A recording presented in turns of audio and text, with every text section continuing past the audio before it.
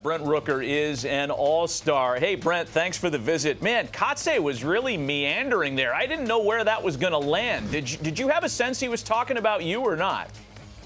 I didn't. I mean, I kind of knew where the message was going. I didn't know necessarily it was specifically about me, but it was a pretty cool message nonetheless. And hearing him say my name at the end of it was pretty special. That's great. Who were the first people that you spoke to after you got the news? Family members, friends, teammates, coaches. Tell us about those first hours. Yeah, I mean, obviously Kotz made the announcement, and after that, it's a bunch of congratulations from teammates, who are also some of your closest friends. So that's pretty cool. And then from there, make the phone calls home to my wife and to my parents and let them know the news. And everybody was super excited, obviously. And those few minutes after finding out were pretty cool. You know, you're in the middle of the season, obviously. You're getting ready to go to Seattle next week as an all-star. Do you have the time in the schedule to kind of take stock in your own journey? I mean, yours is a great story, man. Drafted by the Twins. You played with a couple of different organizations before, getting to Oakland and becoming an all-star. Do you have a moment to reflect on that, or is the schedule preventative of that?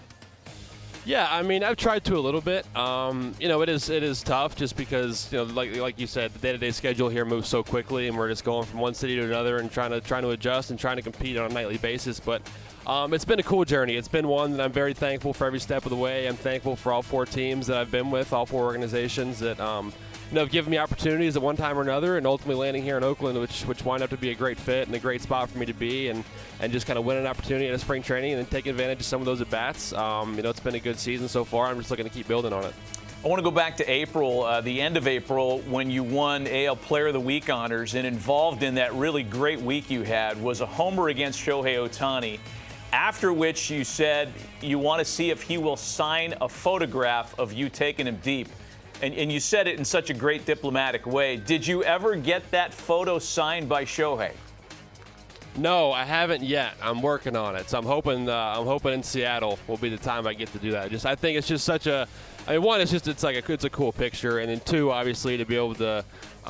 He's such a great player, and what he's doing for the game right now is unbelievable. So I think this would be a fun keepsake to kind of have, for the rest of my career and then forever after that. Oh, I think getting him to do it at the All-Star game is a perfect strategy too, right? He's a little disarmed. He's not in the throes of a head-to-head. And I love what you said about him. Right. Your quote was great, Brent. You said, if there's anybody doubting that he is the best baseball player of all time, I don't really know why they are. I'm with you, dude. Look, there have been great players in this sport. Not to take anybody away from the old-timers.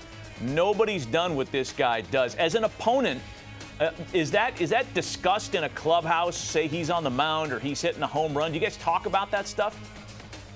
I think when you're, specifically when you're playing against him and it's compete mode, the mindset gets a little bit different. You're just trying to figure out how we beat this guy like you are any other pitcher. But those weeks when you're not having to compete against him, you're just kind of watching the highlights on MLB Network or wherever it is. There's definitely a sense of awe, amongst his peers and amongst other players around the league, just kind of watching him do what he does on a daily basis. We've got up on the screen some of your biographical info. You're one of a ton, seems like a ton, of Mississippi State Bulldogs in the league right now. You won a Triple Crown in the SEC back in 2017. You had a great career there. Do you keep in touch with all the other Mississippi State guys that are in the league? Because it feels like there are a bunch of them. Yeah, for sure. It's a very close-knit family, a very tight-knit group. Whether we were there at the same time and played together or not, everybody pretty much stays in touch on a pretty regular basis. I'm looking at the list right now. You guys are missing one. Who? Jordan Westberg. Debuted earlier this week, I think, with Baltimore. You're right. I want to give him a shout-out. I don't want him to be left out there because he was, I guess, the 2020 draft, and he's off to a great start to his career in Baltimore. So I want to make sure he gets a shout-out there as well on that list. But, yeah, a lot of good players there and guys that I'm good friends with every single one of them. So it's a pretty special group to be a part of. Yeah, we miss Buck Showalter, too. We give you a gig as a quality control specialist here at the network, just making sure our graphics I noticed it right. earlier.